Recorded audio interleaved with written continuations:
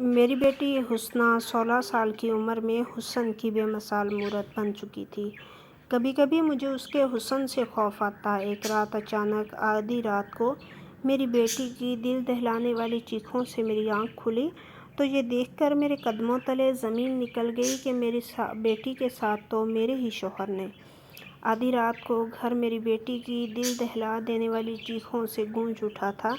میں جو گرمی کی وجہ سے کھڑکی دروازے کھول کر سو رہی تھی، اپنی بیٹی کی آواز پر اٹھ بیٹھی۔ اس کی چیخیں 7ویں آسمان پر تھیں۔ میں نے جلدی سے اپنے شوہر کو آواز دینا چاہی لیکن وہ اپنے بستر پر موجود نہیں تھے۔ میں خود ہی دوڑتی ہوئی اپنی بیٹی کے کمرے میں پہنچی اور یہ دیکھ کر میرا سانس اٹک گیا کہ میری بیٹی تو میرے شوہر کے ہاتھوں ہی برباد ہو چکی تھی۔ میری 16 سالہ جوان بیٹی کی بربادی کے پیچھے کوئی اور نہیں بلکہ اس کا اپنا باپ تھا جس نے نہ جانے اس سے کس بات کا بدلہ لیا تھا۔ کمرے کے اندر کے منظر نے میری قوت گواہی سلب کر لی تھی۔ میرا شوہر میری بیٹی کے بستر کے پاس کھڑا تھا اور میری بیٹی منہ چھپائے بلک رہی تھی، اور جب میں اپنی بیٹی کے قریب گئی تو میری آہٹ پر اس نے سر اٹھایا اور اس کے بعد میرے قدموں تلے زمین نہ رہی۔ قصہ مختصر یوں تھا کہ میری شادی جب ارسلان احمد سے ہوئی تو ہم دونوں بہت خوش تھے۔ میں ارسلان سے بہت محبت کرتی تھی اور ان کی دعاؤں کی بدولت ان کی زندگی میں شامل ہو گئی، لیکن قسمت کی ستم ظریفی یہ ہوئی کہ ہم دونوں ماں باپ بننے سے محروم رہ گئے۔ بہت علاج کروانے کے بعد ڈاکٹروں نے یہی جواب دیا کہ میں ماں نہیں بن سکتی۔ ارسلان نے ہر دم میری حوصلہ افزائی کی اور کبھی میری امیدوں کو ٹوٹنے نہیں دیا۔ ایسی کون سی درگاہ یا مزار تھا جہاں میں نہیں گئی ہوں؟ میں نے ہر جگہ جا کر منت مانگی۔ ہم دونوں ایک چھوٹے سے علاقے میں رہا کرتے تھے، لیکن ارسلان نے مجھے ہر طرح کی سہولیات مہیا کر رکھی تھی۔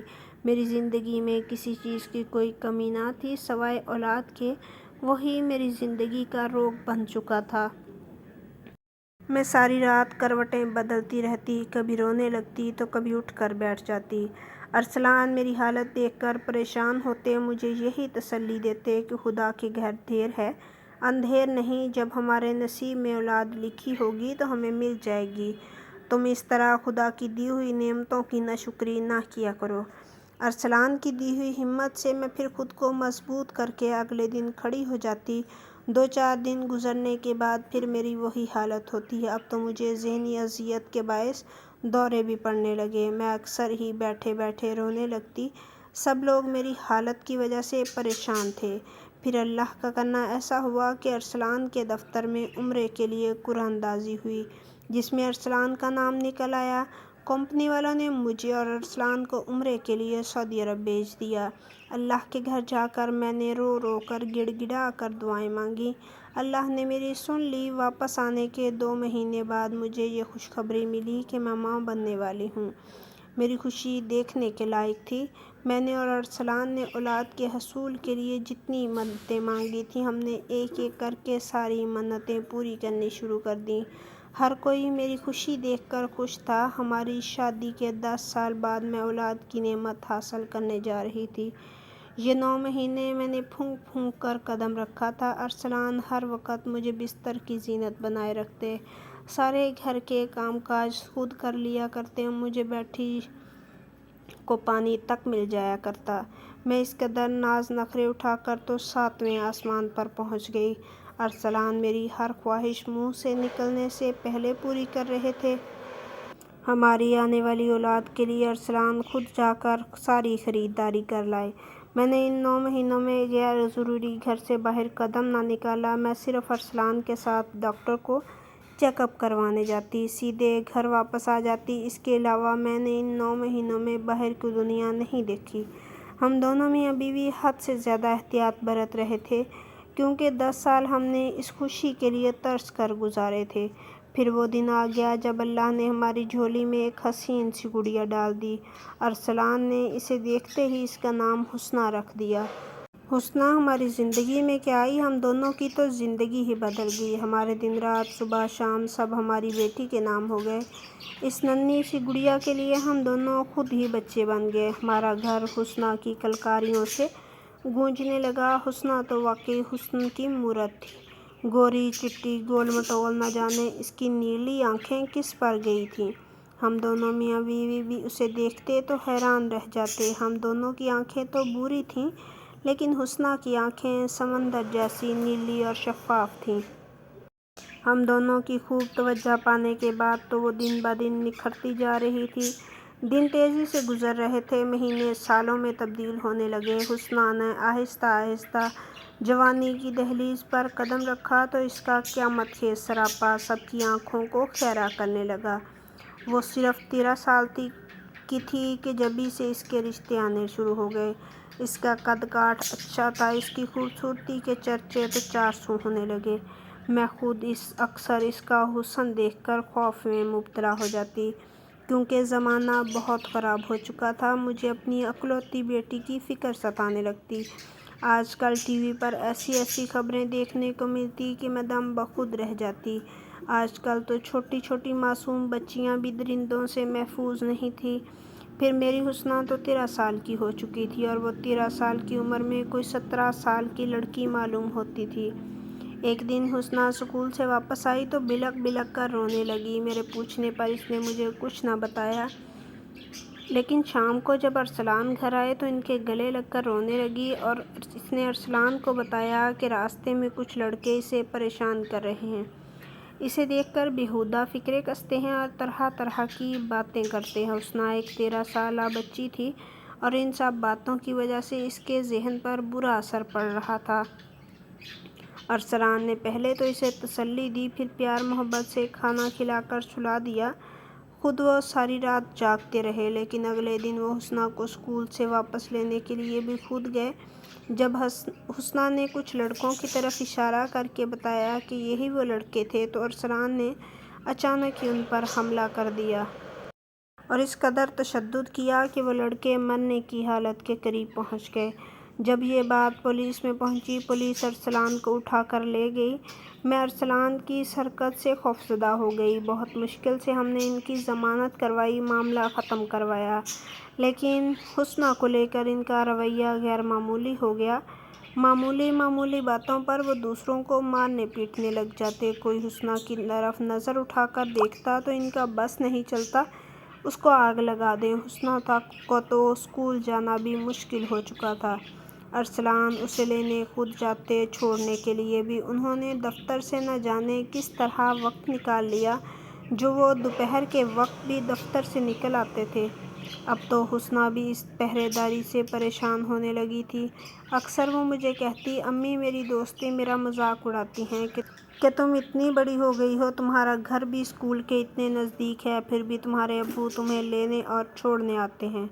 मैंने बहुत दफ़ा अरसलान को समझाया कि आप इतनी फ़िक्र ना किया करें, हुस्ना को लाने ले जाने की ज़िम्मेदारी मैं उठा लूँगी, लेकिन अरसलान तो हुस्ना के मामले पर जैसे मुझ पर भी कोई भरोसा ना था। एक दिन जब अरसलान दफ्तर से घर आए तो हुस्ना मेरी बहन के बेटे उफ़क़ के साथ बैठी बातें कर रही थी। ये देखकर अचानक ही अरसलान गुस्से में आ गए और मेरे भांजे उफ़क़ से कहने लगे, अभी और इसी वक्त अपने घर चले जाओ। वो बेचारा शर्मिंदगी से उठा अपने घर चला गया और मैं परेशान नज़रों से अरसलान को देखने लगी। हुस्ना भी अपने बाप के रवैये से खौफज़दा हो गई थी।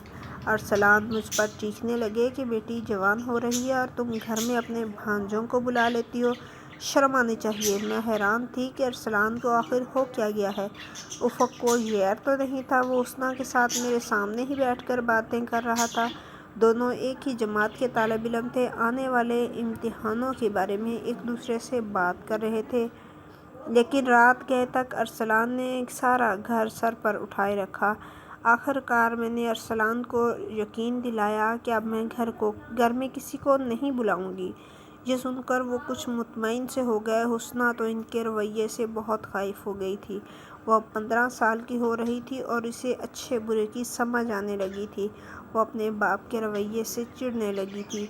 वो जवानी के इस दौर में थी जब लड़कियां शोखो चंचल हुआ करती हैं, तितलियों की तरह उड़ती हैं, लेकिन अरसलान ने इस पर इस कदर बेजा पाबंदियाँ आयद कर दी थी, हम दोनों की मौजूदगी में उसका दम घुटने लगता। वो खुद को कैद महसूस करती और अब वो इस कैद से आज़ादी चाहती थी। سردیوں کی دوپہر تھی۔ حسنہ نہا کر نکلی تو اس کے لمبے لمبے بال گیلے ہو رہے تھے۔ اس نے مجھ سے پوچھا کہ امی میں چھت پر جا کر اپنے بال سکھا لوں، تھوڑی سی دھوپ بھی سینک لوں؟ تو میں نے اسے فوراً اجازت دے دی۔ مجھے کیا پتہ تھا میری اس اجازت کی وجہ سے میرے گھر میں طوفان آ جائے گا۔ حسنہ چھت پر جا کر کھڑی ہوئی تو وہاں سے گلی کا نکڑ نظر آیا کرتا تھا جہاں کچھ اوباش لڑکے کھڑے تھے، لیکن حسنہ نے نہیں دیکھا کہ وہ اسے دیکھ رہے ہیں اور اس کی طرف اشارہ بھی کر رہے ہیں۔ اتنے میں ارسلان کسی کام سے اچانک دفتر سے واپس آ گئے۔ انہوں نے یہ سارا منظر خود اپنی آنکھوں سے دیکھ لیا۔ وہ نہایت غیظ و غضب میں گھر میں داخل ہوئے، مجھ سے پوچھنے لگے کہ حسنہ کہاں ہے؟ میں نے کہا وہ چھت پر دھوپ سینکنے گئی ہے۔ تو ارسلان نے میرے چہرے پر ایک زوردار تماچا رسید کیا۔ کہنے لگے کہ تم اس قدر بے خبری عورت ہو، تمہیں یہی نہیں معلوم کہ جوان بیٹی چھت پر کیا کر رہی ہے؟ یہ سن کر میری جان نکل گئی کہ ارسلان کیا کہہ رہے ہیں۔ ان کی آوازیں سن کر حسنہ بھی نیچے چلی آئی تو انہوں نے حسنہ کے چہرے پر بھی ایک تھپڑ رسید کر دیا۔ وہ بیٹی جو آج تک ان سے نخرے اٹھوایا کرتی تھی، جس سے وہ بہت محبت سے پیش آتے تھے، آج انہوں نے جب اسی بیٹی کے چہرے پر تھپڑ مارا تو وہ بری طرح باغی ہو گئی اور اس نے خود کو کمرے میں بند کر لیا۔ میں نے ارسلان کو سمجھانے کی کوشش کی لیکن وہ تو کچھ بھی سننے کو تیار نہ تھے۔ دن بہت سست رفتاری سے گزر رہے تھے، گھر کا ماحول بہت خراب ہو چکا تھا۔ ارسلان ہر وقت کھوئے کھوئے سے فکر میں ڈوبے رہتے، حسنہ ہر وقت اپنے کمرے میں بند رہتی اور مجھے تو سمجھ میں نہ آتا تھا کہ میں کیا کروں۔ جس اولاد کو پانے کے لیے ہم دونوں میاں بیوی نے ڈھیروں منتیں مانگی تھیں، آج جب وہ ہمارے آنگن کی رونق بنی ہوئی تھی تو ہم نے اس سے زندگی کے سارے رنگ چھین لیے تھے۔ ارسلان کے رویے کی وجہ سے میں نے اس کا اسکول آنا جانا بھی بند کروا دیا تھا۔ نہ جانے وہ کب طیش میں آ کر کس کو قتل کر ڈالتے۔ مجھے تو اب ان کی ذہنی حالت ہی ٹھیک نہیں لگتی تھی۔ جتنا وقت وہ گھر پر ہوتے تو کبھی موبائل پر خبریں سنتے تو کبھی ٹی وی پر خبریں چلا دیتے۔ ہر خبر نامے میں ایک دل دہلا دینے والی خبر ہوتی اور اس کے بعد ان کا رویہ پہلے سے زیادہ خراب ہو جاتا۔ حسنہ گھر میں رہ رہ کر مزید گلابی ہوتی جا رہی تھی، اس کا حسن نکھرتا جا رہا تھا، وہ کسی گلاب کی کلی کی مانند کھل رہی تھی۔ اس کی معصوم سی آنکھیں کسی کو بھی اپنے سحر میں جکڑ سکتی تھیں۔ عید کے دن قریب آ رہے تھے اور ہمیں حسنہ کے لیے عید کے کپڑے خریدنے تھے۔ ارسلان نے مجھے کہا کہ بازار چلو، حسنہ کے لیے کپڑے لے لیں گے۔ میں نے فوراً ہی حسنہ کو آواز دے کر کہا کہ بیٹی تیار ہو جاؤ، ابو عید کی خریداری کے لیے لے کر جا رہے ہیں۔ یہ سن کر حسنہ کی خوشی دیکھنے لائق ہو گئی، دوڑی دوڑی چلی آئی، لیکن ارسلان نے صاف لفظوں میں یہ کہہ کر انکار کر دیا کہ اس کو بازار لے جانے کی کوئی ضرورت نہیں، وہاں طرح طرح کے لوگ ہوتے ہیں، اس لیے ہم خود ہی حسنہ کے کپڑے خرید کر لے آئیں گے۔ یہ سن کر حسنہ کا چہرہ اتر گیا، وہ بنا کچھ کہے ہی اپنے کمرے میں واپس چلی گئی۔ مجھ سے حسنہ کا اترا چہرہ نہ دیکھا گیا تو اس وقت میں ارسلان سے کچھ بھی کہہ کر گھر کا ماحول مزید خراب نہیں کرنا چاہتی تھی۔ ہم دونوں میاں بیوی گھر سے باہر تالا ڈال کر خریداری کے لیے چلے گئے۔ حسنہ گھر میں اکیلی رہ گئی۔ مجھے سارا وقت حسنہ کا خیال آتا رہا اور ارسلان بھی یہی کہتے رہے کہ جلدی جلدی سب خرید لو، حسنہ گھر پر اکیلی ہے۔ جب ہم دونوں میاں بیوی واپس آئے تو ہم نے دیکھا کہ حسنہ اپنے کمرے کی کھڑکی پر کھڑی کسی لڑکے سے باتوں میں مصروف تھی۔ حسنہ کے کمرے کی کھڑکی گلی میں کھلتی تھی۔ ہم دونوں کو دیکھ کر وہ لڑکا ایسا فرار ہوا کہ ارسلان سے آوازیں دیتے رہ گئے، لیکن وہ ہاتھ نہ آیا۔ ہم دونوں میاں بیوی تالا کھول کر اندر آئے تو ارسلان کا غصہ ایک دفعہ پھر ساتویں آسمان پر پہنچ چکا تھا۔ میری تو اپنی جان نکل رہی تھی، کیونکہ میں جانتی تھی اب ارسلان حسنہ کو اتنی آسانی سے نہیں بخشیں گے۔ انہوں نے اندر جاتے ہی حسنہ کو بالوں سے پکڑ کر پوچھا، بتاؤ یہ کون تھا جس سے تم باتیں کر رہی تھی؟ حسنہ اپنے باپ کی سختی سے اس قدر باغی ہو چکی تھی کہ وہ چیخ چیخ کر کہنے لگی کہ وہ لڑکا ندیم تھا، پچھلی گلی میں رہتا ہے، اسے محبت کرتی ہوں، اس سے شادی کرنا چاہتی ہوں۔ آپ نے تو مجھے پیدا کر کے میرے اوپر ظلم کیا ہے، میں اب اس قید خانے میں نہیں رہ سکتی، ندیم جلد ہی مجھ سے شادی کر لے گا، مجھے یہاں سے لے کر چلا جائے گا۔ ارسلان کہنے لگے کہ جو لڑکا تمہارے باپ کو دیکھ کر ایسا سر پٹ دوڑا کہ پھر اس نے پلٹ کر نہیں دیکھا، وہ بھلا تمہارا رشتہ کیوں لے کر آئے گا؟ آج کل ہر کوئی صرف دل لگی کرتا ہے اور کچھ نہیں۔ یہ سن کر حسنہ کہنے لگی کہ آپ کیا چاہتے ہیں؟ میں گھٹ گھٹ کر انہی دیواروں میں دم توڑ دوں؟ آپ مجھ سے کس بات کا بدلہ لے رہے ہیں؟ حسنہ کے منہ سے نکلے الفاظوں نے ارسلان کے چہرے کے رنگ بدل دیے۔ وہ فوراً گھر سے باہر نکلے۔ میں بھی ان کے پیچھے پیچھے نکل گئی۔ نہ جانے اب وہ کہاں جا رہے تھے۔ تھوڑی دیر بعد وہ پچھلی گلی میں پہنچ کر اس لڑکے کے گھر کو ڈھونڈنے لگے۔ کچھ لوگوں سے پتہ کرنے پر ندیم کا گھر بھی مل گیا۔ وہاں جا کر انہوں نے خوب ہنگامہ ڈالا اور کہا کہ اگر ندیم حسنہ سے محبت کرتا ہے تو رشتہ لے کر آئے۔ یہ سن کر ندیم کے گھر والوں نے ہمیں ہی برا بھلا کہا اور حسنہ کے کردار کو داغدار کرنے میں کوئی کسر نہ چھوڑی۔ حسنہ پر طرح طرح کے الزامات لگائے کہ وہ سارا دن کھڑکی میں کھڑی رہ کر خود ہی لڑکوں کو گمراہ کرتی ہے۔ اب جب کوئی اس کے قابو میں نہیں آیا تو وہ ندیم کے پیچھے پڑ گئی۔ یہ سنتے ہی ارسلان پھر مار پیٹ پر اتر آئے۔ ایک دفعہ پھر ندیم کے گھر والوں نے ہمیں دھکے دے کر اور برا بھلا کہہ کر اپنے گھر سے نکال دیا۔ میں نے بہت مشکل سے ارسلان کو سمجھایا کہ خاموشی سے واپس گھر چلیں، کیونکہ اس طرح تو بدنامی ہماری حسنہ کی ہوگی، اور ارسلان بہجل قدموں سے میرے سہارے گھر واپس آ گئے۔ کمرے میں بیٹھ کر وہ کافی دیر تک بے آواز روتے رہے۔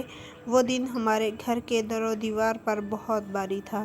حسنہ کے رویے نے ارسلان کو توڑ کر رکھ دیا تھا اور ارسلان کے رویے نے حسنہ کو باغی بنا دیا تھا۔ شام ڈھلے ارسلان خاموشی سے گھر سے نکل گئے تھے۔ مجھے پتہ بھی نہیں چلا تھا کہ وہ کب گئے۔ میں حسنہ کو کھانا کھلانے کی ناکام کوشش کر رہی تھی، لیکن حسنہ بھی ضد پکڑ کر بیٹھی تھی کہ اب اسے کچھ نہیں کھانا۔ میں نے اسے لاکھ سمجھانے کی کوشش کی کہ ارسلان اس سے بہت محبت کرتے ہیں، لیکن حسنہ کو تو جیسے اپنے باپ سے نفرت ہو گئی تھی۔ ارسلان دیر رات گئے گھر واپس آئے تھے۔ انہوں نے کھانا بھی نہیں کھایا تھا اور خاموشی سے سونے کے لیے لیٹ گئے۔ میں بھی دن بھر کی تھکی ہوئی تھی۔ ارسلان کے ساتھ بازار میں بھی کافی وقت لگ گیا تھا، اس لیے بستر پر لیٹ کر کچھ ہی دیر میں مجھے نیند لگ گئی۔ میں ویسے بھی بلڈ پریشر کی دوا استعمال کرتی تھی، اس لیے بھی مجھے نیند جلدی آ جاتی تھی، لیکن میں یہ نہیں جانتی تھی کہ یہ رات ہمارے گھر پر کسی قیامت سے کم نہ ہوگی۔ رات کے 3 بجے کے قریب جب میری آنکھ حسنہ کی درد بھری چیخوں پر کھلی تو میں ہڑبڑا کر اٹھ بیٹھی۔ میں نے فوراً ہی ارسلان کو جگانے کے لیے ان کی طرف دیکھا تو وہ بستر پر موجود نہیں تھے۔ میں بھاگتی ہوئی حسنہ کے کمرے میں پہنچی تو ارسلان اس کے بستر کے پاس کھڑے تھے۔ حسنہ چیخیں مار مار کر رو رہی تھی۔ پہلے تو مجھے کچھ سمجھ نہ آیا کیونکہ میں کافی گہری نیند سے جاگی تھی، لیکن پھر مجھے لگا کہ شاید ارسلان نے پھر کچھ کہا ہے۔ جیسے ہی میں نے آگے بڑھ کر اس کا چہرہ اوپر کیا تو میری روح کانپ اٹھی۔ حسنہ کا پورا چہرہ جھلس چکا تھا، اس کی ایک آنکھ بھی باہر کی طرف نکل گئی تھی۔ اس کا چہرہ دیکھنے لائق بھی نہ رہا تھا۔ میں نے کپ کپاتے ہوئے پلٹ کر ارسلان کی طرف دیکھا جو پرسکون چہرہ لیے کھڑے تھے، جیسے کچھ ہوا ہی نہ ہو۔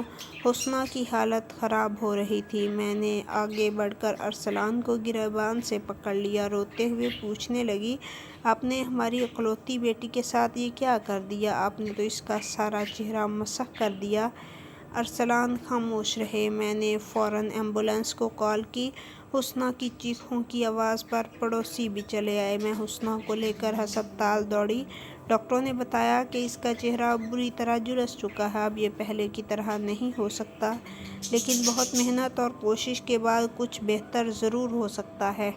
یہ سن کر تو میرے ہوش اڑ گئے تھے کہ میری وہ بیٹی جو ابھی صرف 16 سال کی ہوئی تھی، جس کا حسن سارے زمانے میں مشہور تھا، وہ اب دیکھنے لائق بھی نہ رہی تھی۔ ارسلان نے خود اپنے ہاتھوں ہی اپنی بیٹی کے حسن کو تباہ و برباد کر دیا اور اس کی آنے والی زندگی کو مشکل ترین بنا دیا تھا۔ پولیس والوں کو یہ اطلاع پہنچ چکی تھی۔ پولیس نے ارسلان کو تیزاب پھینکنے کے جرم میں جیل میں ڈال دیا۔ میں نے بھی ارسلان کو جیل جانے سے نہیں بچایا تھا، پڑوسیوں نے بھی اس کے خلاف گواہی دی تھی۔ جیل جانے سے پہلے ارسلان نے بس مجھ سے اتنا کہا تھا کہ اب ہماری بیٹی کی طرف کوئی بری نظر سے نہیں دیکھے گا۔ اب مجھے دفتر جاتے ہوئے یہ خوف نہیں ہوگا کہ کوئی درندہ حسنہ کے ساتھ درندگی نہ کر بیٹھے۔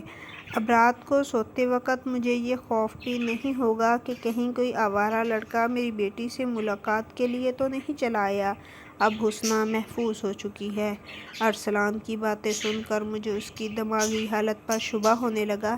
ارسلان کہنے لگا کہ پچھلے کئی مہینوں سے وہ اس طرح کی خبریں سنتا رہا تھا کہ جوان لڑکیاں ماں باپ کو بدنام کر کے سرِ عام رسوا کر کے غیر لڑکوں کے ساتھ بھاگ رہی ہیں۔ کسی نے نیٹ پر چکر چلایا تو کسی نے چھت پر جا کر۔ میں ہرگز بھی یہ برداشت نہیں کر سکتا تھا کہ میری بیٹی کسی ایسے لڑکے کے جھانسے میں آ کر ہمیں چھوڑ کر چلی جائے جو اسے کچھ وقت استعمال کرنے کے بعد کسی کوڑے کی طرح پھینک دے۔ پچھلے کچھ دنوں سے میڈیا پر چلنے والا ایک واقعہ میرے ذہن پر اس طرح نقش کر گیا تھا کہ مجھے اٹھتے بیٹھتے حسنہ میں اسی لڑکی کا چہرہ نظر آنے لگا تھا، لیکن میں اب یہ سوچ کر مطمئن ہوں کہ کوئی بھی آوارہ لڑکا حسنہ کی طرف آنکھ اٹھا کر نہیں دیکھے گا۔ پولیس والے ارسلان کو لے کر جا چکے تھے۔ میں اپنی قسمت پر ماتم کنا تھی۔ جس اولاد کو پانے کے لیے ہم دونوں میاں بیوی نے ایک ساتھ ہزاروں دعائیں مانگی تھیں، آج اسی اولاد کی وجہ سے ہم دونوں میں جدائی آ گئی تھی۔ پورے 2 مہینے بعد حسنہ کو ہسپتال سے چھٹی ملی۔ اس کا چہرہ کچھ بہتر ہو گیا تھا، لیکن ابھی بھی دیکھنے لائق نہیں ہوا تھا۔ حسنہ نے جب مجھ سے ارسلان کے بارے میں پوچھا تو میں نے اسے ارسلان کی کہی ہر بات بتا دی۔ یہ سن کر وہ کافی دن تو خاموش رہی، پھر ایک دن اچانک ہی کہنے لگی کہ وہ ارسلان کو واپس گھر لانا چاہتی ہے۔ اسے اب ارسلان سے کوئی گلہ نہیں، کیونکہ اب اس کی زندگی میں کچھ بچا ہی نہیں۔ اس نے خود پولیس اسٹیشن جا کر ارسلان کی رہائی کے لیے بیان دیا تھا اور وہ ارسلان کا ہاتھ تھامے گھر واپس آ گئی تھی۔ آج کل کے دور میں میڈیا پر اس طرح کی خبریں روزمرہ کا معمول بن چکی ہیں، جہاں جوان لڑکیاں اپنے ماں باپ کو دھوکہ دے کر انہیں بدنام کر کے کسی بھی غیر لڑکے کے ساتھ دوسرے شہر فرار ہو جاتی ہیں۔